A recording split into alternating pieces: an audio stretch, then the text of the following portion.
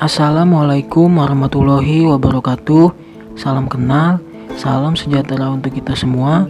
Sebelumnya, perkenalkan kami dari kelompok 7, kelas 5A5 Manajemen, mata kuliah Ekonomi dan Bisnis dan Internasional. Di sini ada saya sendiri, Taris Febri Andika, kemudian kedua teman saya, yaitu Akmaluddin Labib dan Fat Fauzi Ibatullah. Di sini kami bertiga akan memaparkan materi tentang keunggulan Indonesia dapat bersaing di dunia internasional.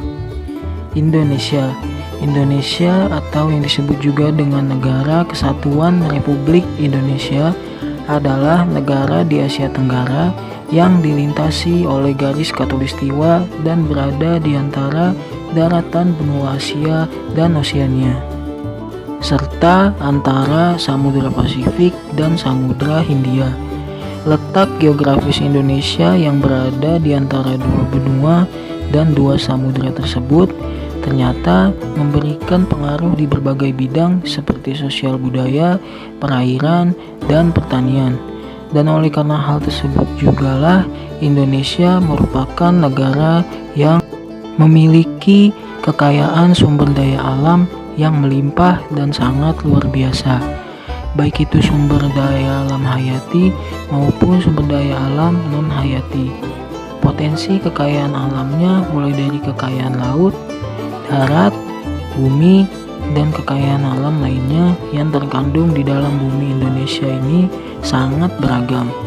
Nah, di sini kami akan membahas 4 potensi terbesar dari kekayaan alam Indonesia yang menjadi sumber ekspor terbesar sekaligus dapat dijadikan keunggulan negara Indonesia untuk bersaing di dunia internasional.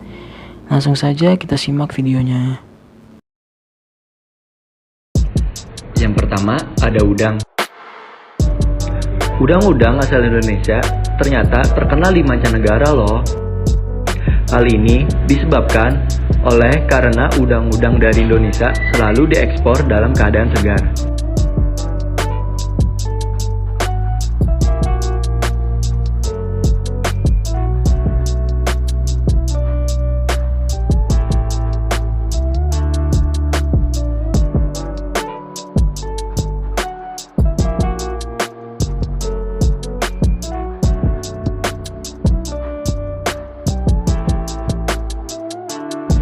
Salah satu jenis udang yang populer di dunia adalah udang galah. Udang juga merupakan salah satu komoditi unggulan untuk ekspor di sektor perikanan. Dilansir dari data Kementerian dan Perikanan atau KKP, ada beberapa negara tujuan ekspor udang Indonesia. Salah satunya yang paling utama yaitu Amerika Serikat. Nilai ekspor udang di Indonesia ke Amerika Serikat bisa tembus hingga 1,7 miliar US dollar atau setara 24,6 triliun per tahunnya.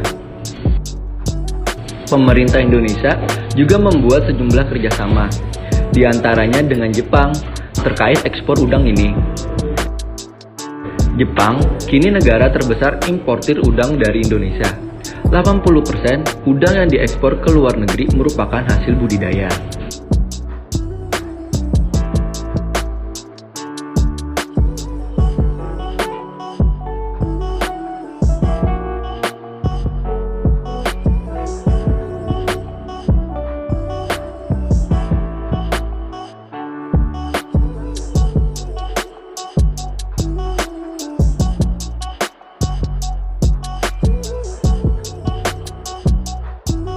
Hingga saat ini, Indonesia menduduki negara ke-6 sebagai pengekspor udang terbesar di seluruh dunia.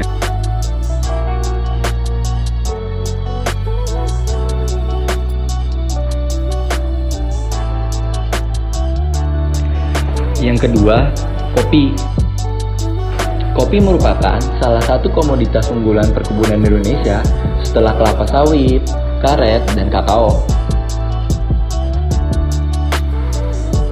Dengan jumlah ekspor kopi yang lebih tinggi dibandingkan dengan konsumsi domestik, produksi kopi Indonesia sebagian besar diekspor daripada dikonsumsi dalam negeri.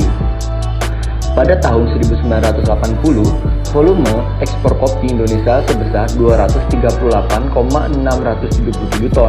Kemudian, tahun 2016, volume ekspor meningkat menjadi 412,370 ton.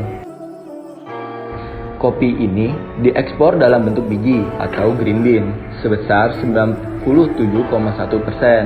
dan sisanya dalam bentuk olahan atau roastery dan bubuk sebanyak 2,9%. Sebagian besar kopi yang diekspor yaitu jenis kopi Robusta sebesar 76,7%, sedangkan jenis kopi Arabica sebesar 23,3%.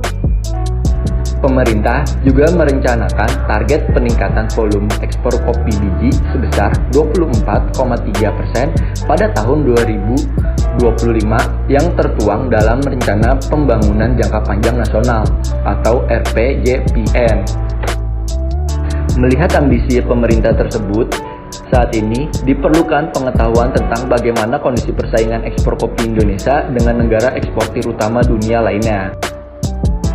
Di negara importir utama dunia, serta pengaruh kebijakan non-tarif yang diberlakukan di negara importir utama dunia.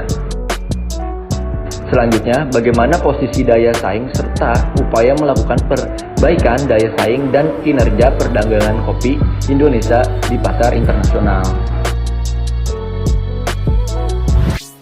Yang ketiga yaitu ada minyak kelapa sawit.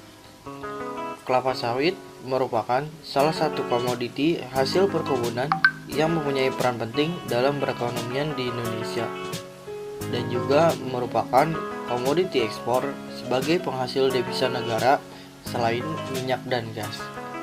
Kelapa sawit menghasilkan produk utama yaitu minyak sawit atau crude palm oil atau yang biasa disebut CPO, dan produk turunan lainnya seperti RBD palm oil dan palm fatty acid distillate atau PFAD. Sebagai produk utama, CPO terus mengalami peningkatan volume ekspor seiring dengan kebutuhan CPO di negara tujuan ekspor yang kian meningkat.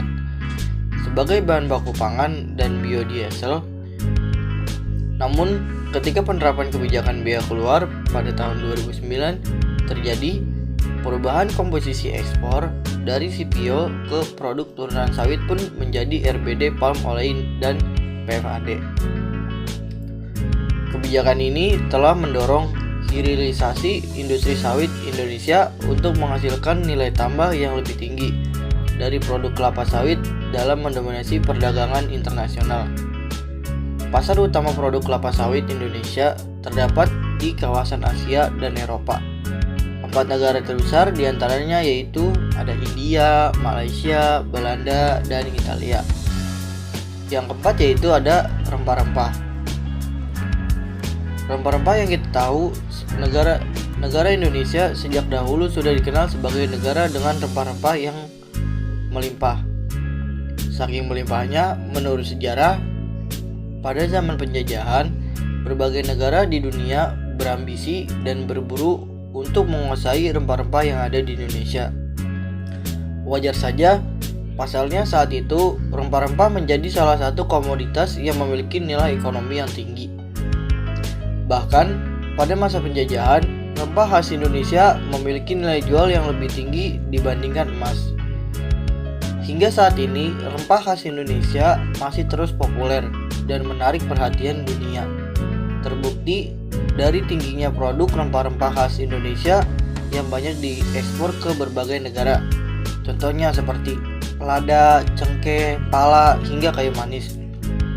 Menurut data dari Katadata, ekspor rempah di Indonesia pada Januari sampai April tahun 2020 yaitu mencapai 218,69 juta US dollar atau meningkat 19,28% dibandingkan periode sama di tahun sebelumnya.